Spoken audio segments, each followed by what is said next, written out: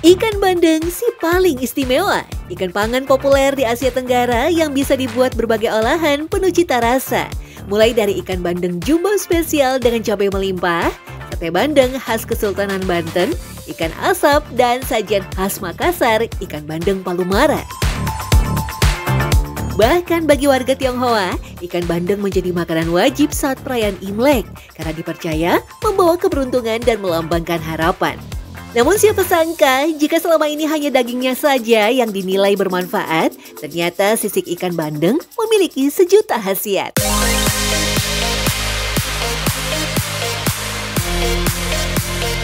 Katanya ikan bandeng itu mengandung kolagen yang tinggi, terus dia jadi bagus gitu buat kulit. Ya mungkin bisa jadi iya sih. Pernah dengar sih sisik bandeng ikan itu bagus buat produk kecantikan karena mengandung banyak kolagen, jadi cocok buat produk kayak masker atau sabun. Rasa daging gurih dan teksturnya yang lembut membuat ikan bandeng banyak disukai. Sebelum diolah, sisik ikan harus dibersihkan terlebih dahulu karena bisa menjadi sumber bau amis. Nah, daripada menjadi limbah yang mencemari lingkungan, sisik ikan sebaiknya tidak dibuang lantaran mengandung protein yang cukup tinggi loh. Sisik ikan bisa dimanfaatkan sebagai bahan baku pengawet makanan dan bahan produk kecantikan yang bernilai fantastis, seperti sabun dan masker wajah. Ya, sisik ikan bandeng memang mengandung kolagen. Kolagen merupakan protein serat yang dapat memberikan kekuatan dan kelenturan pada jaringan kulit, tendon, dan tulang. Kolagen inilah yang berkhasiat menghambat penuaan dini, menjaga kelembapan, juga kekencangan kulit. Bahkan kandungan kolagen pada ikan bandeng lebih tinggi dibandingkan ikan tuna dan ikan salmon. Ya, jadi memang kalau langsung praktis dari bentuk ikan bandeng kemudian dijadiin kecantikan, saya rasa memang belum banyak secara praktikalnya, tapi memang ini masih diteliti gitu. Jadi bagaimana kita menjadikan dari bentuk sisik ikan jadi ke produk itu memang mereka masih meneliti dan masih mengolah terus gitu.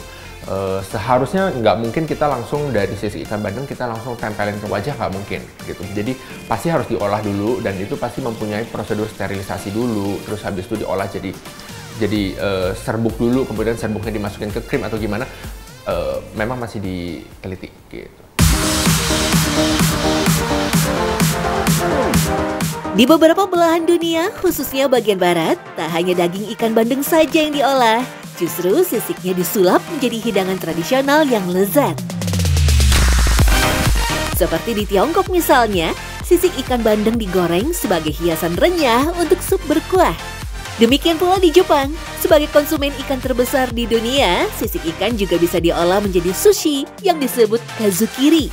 Dengan proses pengolahan, memisahkan sisik ikan kering, lalu dicampur dengan cuka yang manis. Ikan bandeng Indonesia sendiri dikenal dengan kualitasnya yang unggul loh. Tak heran jika jadi primadona di pasar internasional.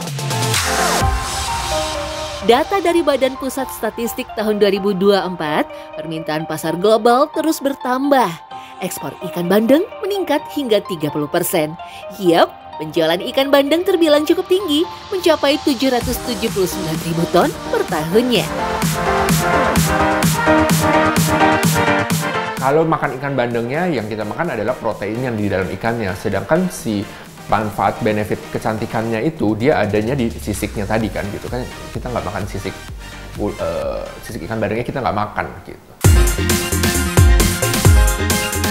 Memanfaatkan sisik untuk kecantikan tak hanya dari spesies ikan saja. Mamalia bersisik seperti terenggiling juga tak kalah istimewa. Sisik terenggiling memiliki kandungan antiinflamasi dan zat analgesik yang membantu mengurangi peradangan, meredakan jerawat, kemerahan, dan iritasi pada kulit. Kandungan keratinnya juga tinggi, sama seperti protein keratin pada rambut dan kulit manusia.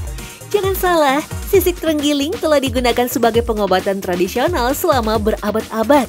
Di Cina misalnya, mulai dari pengobatan untuk demam, radang sendi, otot, hingga masalah ginjal dan fungsi hati. Tak hanya itu saja, racikan herbalnya juga dipercaya memperkuat metabolisme tubuh, bahkan menjadi herbal andalan untuk vitalitas pria. kalau mereka yang Chinese medicine, mereka biasanya sisik terenggiling, karena sisik terenggiling itu besar-besar. Nah, kemudian mereka keringkan habis itu mereka proses digiling kah atau direbus atau untuk dijadiin minuman herbal atau seperti itu. Sayangnya, terenggiling menjadi salah satu hewan golongan mamalia bersisik yang langka akibat perburuan liar alias ilegal. Selain itu, terenggiling tinggal di habitat yang semakin terancam karena adanya alih fungsi lahan. Di Indonesia sendiri telah kehilangan hutan seluas lebih dari 200.000 hektar sepanjang tahun 2023, sehingga kemungkinan habitat terenggiling juga menurun. Apalagi saat ini permintaan terenggiling meningkat, sehingga populasinya pun semakin berkurang. Nah, karena keunikan dan banyak manfaatnya, hewan bernama lain pangolin ini menjadi salah satu hewan dengan sisik termahal di dunia.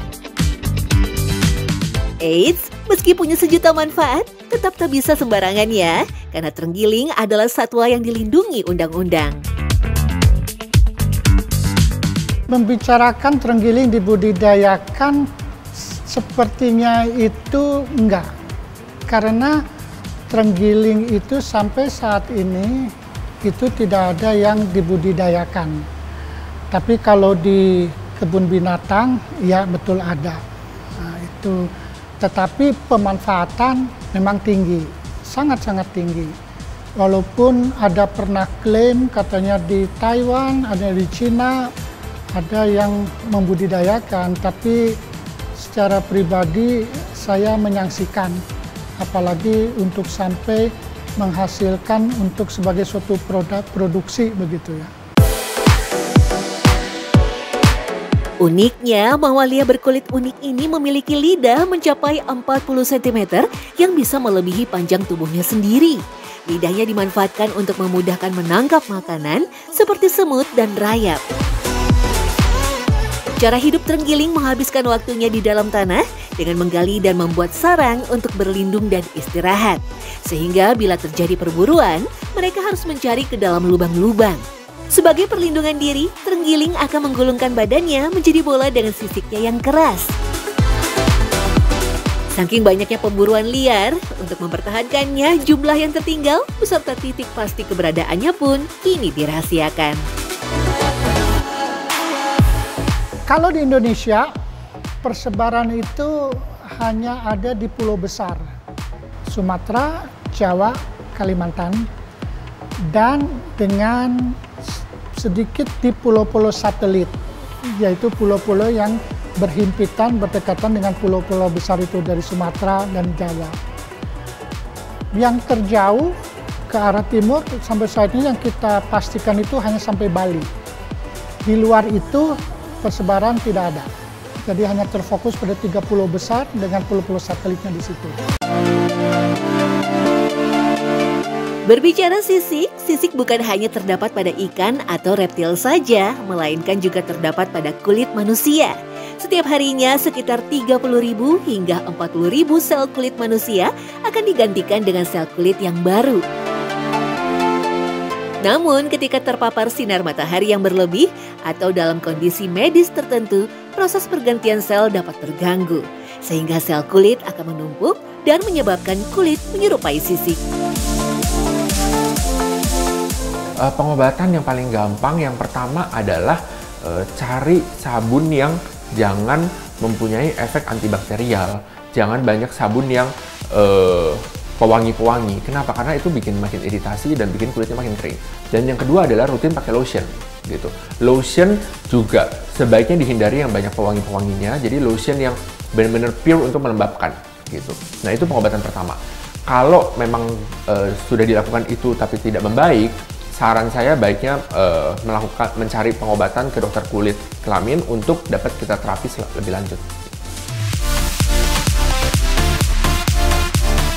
Agar kulit tetap sehat dan tidak bersisik, kelembapannya harus dijaga dengan perbanyak minum air putih dan konsumsi makanan bergizi. Berbeda dengan sisik ikan bandeng maupun sisik terenggiling yang punya khasiat luar biasa untuk kulit dan kecantikan. Namun tak bisa secara langsung digunakan ya, harus melewati proses ekstraksi dan lulus uji di laboratorium.